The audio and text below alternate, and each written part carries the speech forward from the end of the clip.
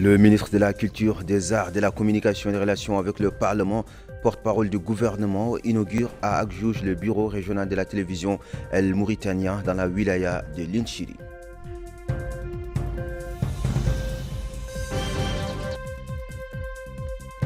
Nouakchott abrite une formation à l'éducation à l'environnement destinée aux élèves des écoles normales des instituteurs.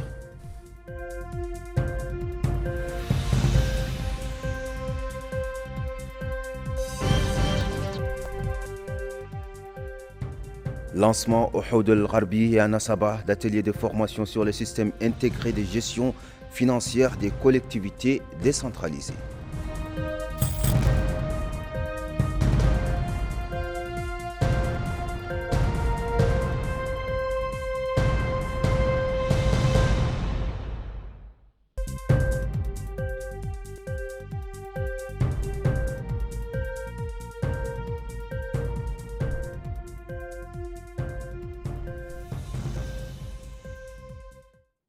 Mesdames et messieurs, bonsoir, bienvenue et quel plaisir de vous retrouver ce soir. Nous ouvrons notre journal par cette activité du ministre de la Culture, des Arts, de la Communication et des Relations avec le Parlement, porte-parole du gouvernement, M. Hussein Oulmedou, qui a inauguré ce samedi à Agdjouj en compagnie du Wali de Linchiri, Moulay Idriss Ouellegig, le bureau régional de la télévision El Mauritania dans la wilaya. Mohamed Khattat. La ville d'Agdjouj entame la nouvelle année avec une réalisation médiatique grandiose, à savoir l'inauguration du bureau régional de la télévision El Mauritania au niveau de la wilaya de Linchiri, qui renforcera l'engagement des médias publics dans le paysage culturel et le développement et qui facilitera l'expression des préoccupations des citoyens à travers des programmes et des reportages reflétant divers aspects de leur vie quotidienne.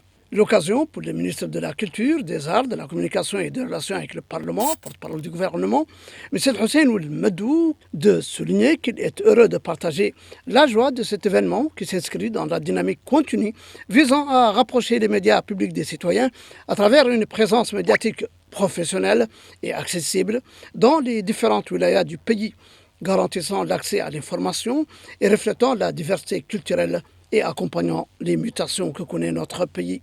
L'ouverture de ce bureau vient en parfaite harmonie avec la vision de son Excellence, le Président de la République, M. Mohamed Ould Cheikh El-Ghazouani, dit-il, pour des médias professionnels, responsables et proches des citoyens et qui ont fait des médias de proximité, lesquels sont un levier essentiel de la démocratie locale et un instrument efficace pour accompagner les politiques publiques, transposer les préoccupations des populations, jeter la lumière sur leurs initiatives et leurs contributions dans la construction nationale.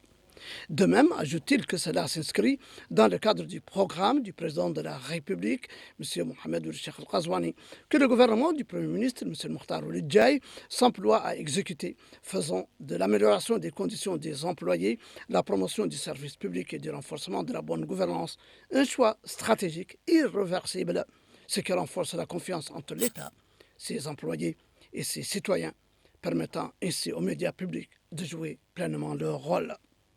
Pour sa part, le directeur général de la télévision El Mauritania, M. Sidi Abdallah Mohamed Emin Salek, a précisé que la création de ce bureau s'inscrit dans le cadre de la politique publique définie dans le programme de son Excellence, le Président de la République, M. Mohamed Ould Cheikh El-Ghazouani, laquelle est mise en œuvre par le gouvernement du Premier ministre, M. El Mokhtar Ould Djaï, afin de rapprocher les services des citoyens et de soutenir l'ancrage du programme du Président de la République.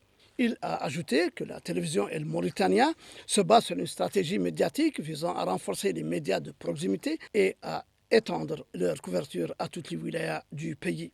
Il a précisé que cette initiative fait suite à la plus importante campagne de recrutement jamais menée dans le secteur depuis la création du pays et dont les bénéficiaires sont exclusivement des employés des médias publics, près des 2/3 ayant été recrutés d'un trait en exécution aux instructions du président de la République, concrétisant son engagement à résoudre définitivement et de façon globale le problème des collaborateurs, hier pigistes, dans les médias publics et devenus désormais officiels et permanents aujourd'hui, pouvant percevoir leur salaire en tant que recrutés dans leurs institutions à partir de janvier courant, dans une démarche que le pays n'a jamais connue depuis sa création.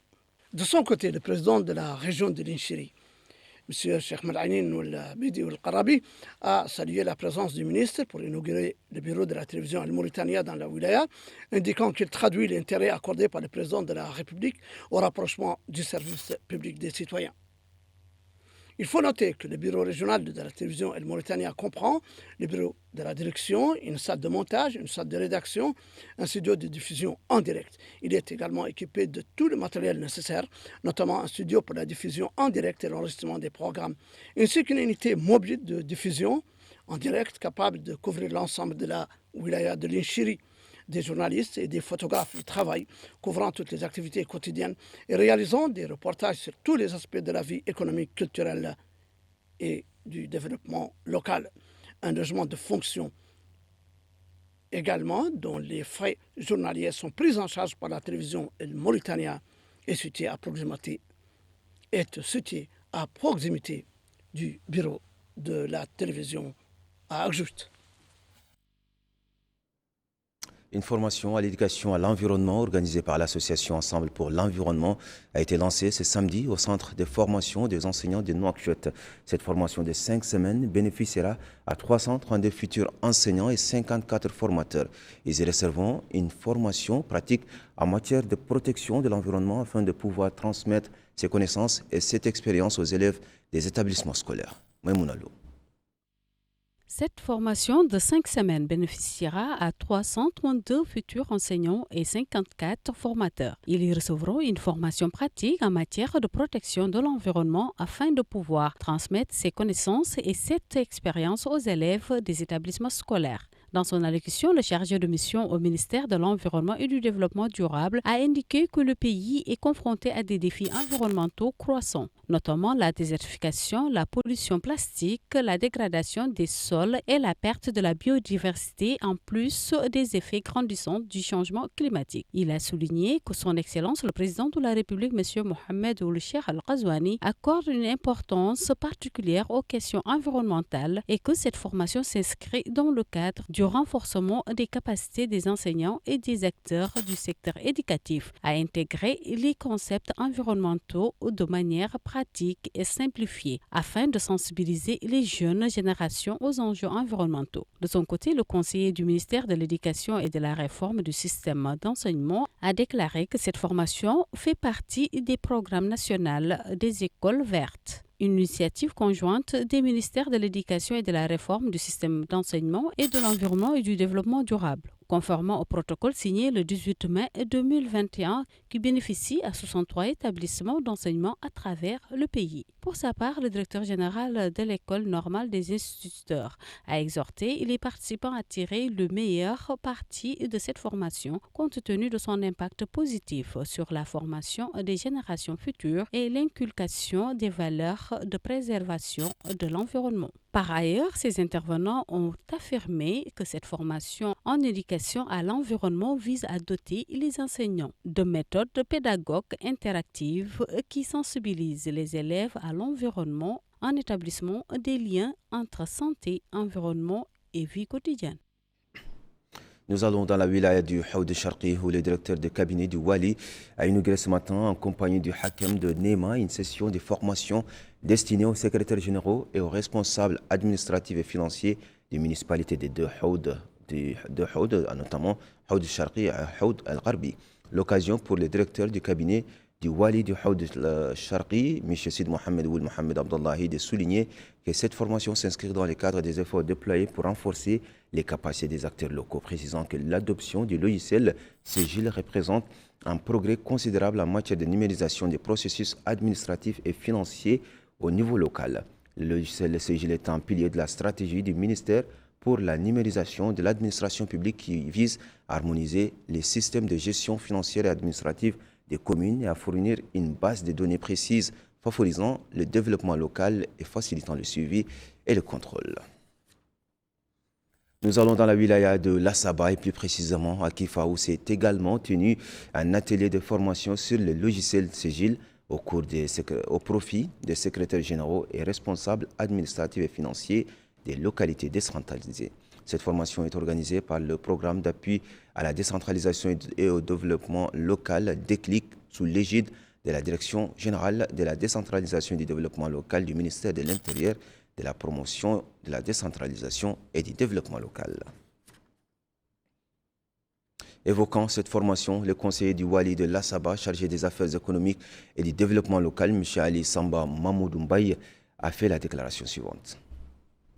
La formation sur cet outil permettra également le renforcement de capacité des acteurs bénéficiaires dans la gestion quotidienne.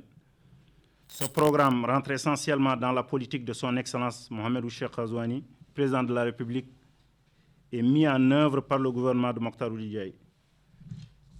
Il faut savoir que la décentralisation, comme moteur du développement local, doit être régulièrement adaptée aux outils nouveaux de la technologie pour répondre aux exigences du monde moderne. Les autorités administratives comme tutelle ne ménageront aucun effort pour encourager et accompagner nos partenaires au développement dans leurs initiatives extrêmement importantes pour le développement local dans notre pays. Je souhaiterais dire aux acteurs de suivre avec beaucoup d'attention et du sérieux cette formation primordiale qui contribuera fondamentalement à l'avenir de leurs activités de tous les jours. Je ne saurais terminer sans pour autant remercier Déclic, qui est un partenaire solide de nos collectivités locales dans son ensemble. Je vous remercie de votre aimable. Cap sur l'Adrar et plus précisément la commune de Ain El-Taya, relevant de la Mourata'a d'Attar, où une campagne de sensibilisation relative à la vaccination du bétail est organisée conjointement par la délégation régionale de l'élevage et la fédération régionale pour le développement visant à lutter contre la peste des petits ruminants. Retour à Maïmounalou. Protéger les petits ruminants, les moutons, les chèvres, les bœufs contre la peste, une maladie connue localement sous le nom de Boudmat Legnem. Tel est l'objectif de cette campagne de vaccination. Dans son intervention, Ahmed Mahmoud Ould El-Taqi, délégué régional au ministère de tutelle à Adrar, a souligné l'importance de cette initiative pour préserver la santé du cheptel et soutenir les éleveurs locaux, et que cela permettra de réduire les risques liés à la maladie et de renforcer la sécurité alimentaire dans la région. Pour sa part, Salamaoul Ali Cheinoun, président de la Fédération régionale du développement de l'élevage à Adrar, a exprimé sa grande satisfaction quant au lancement de cette campagne. Il a souligné qu'elle répond aux attentes des éleveurs et constitue une étape importante pour protéger les cheptels contre la peste des petits ruminants. Selon lui, cette initiative renforcera la résilience des élevages. Cette campagne de sensibilisation est organisée en étroite collaboration entre le ministère de l'élevage et la Fédération régionale du développement de l'élevage à Adrar. Nous refermons ce journal avec cette activité de l'association des anciens parlementaires mauritaniens dont une délégation a animé ce matin à Rosso une réunion d'information au cours de laquelle elle a présenté ses objectifs et les niveaux de coordination avec les autorités administratives et les élus en vue de renforcer les efforts et réalisations des pouvoirs publics dans le domaine du développement local. Cette rencontre a été marquée par plusieurs interventions des membres de la délégation qui ont loué les réalisations accomplies dans la wilaya de façon générale et à Rosso en particulier, notamment en matière d'infrastructures de base, des services essentiels ainsi que dans le secteur de l'agriculture et de l'élevage.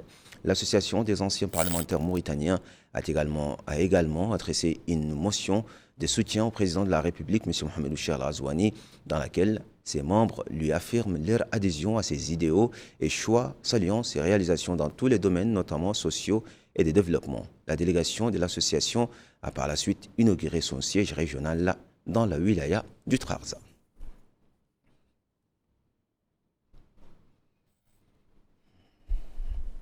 Et c'est ainsi que se referme cette édition. Avant de se quitter, le rappel des principaux titres.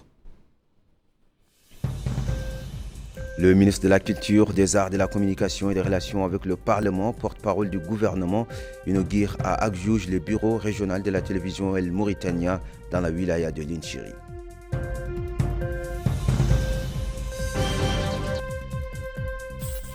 Nouakchott abrite une formation à l'éducation à l'environnement destinée aux élèves des écoles normales des instituteurs.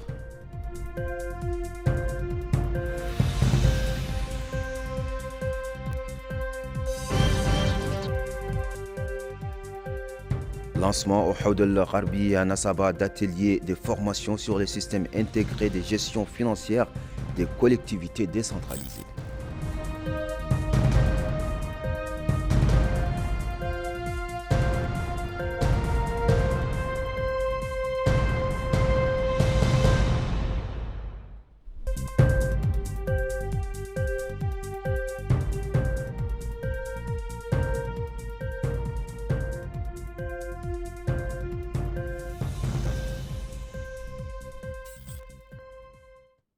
Mesdames, Mesdemoiselles, Messieurs, merci de nous avoir suivis. Merci de votre fidélité et passez une excellente fin de soirée.